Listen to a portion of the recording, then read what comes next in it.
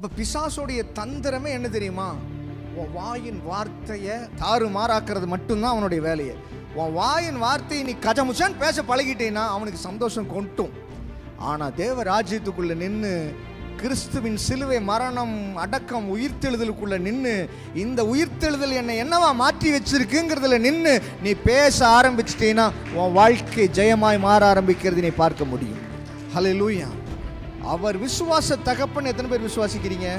அவர் விசுவாச தகப்பன்னா நீ அவருடைய பிள்ளைன்னா நீயும் விசுவாச பிள்ளை தான். ஆமென் சொல்லுங்க. பிசாசு பல நேரத்தில் திருடருக்கு ட்ரை பண்ணுவான்.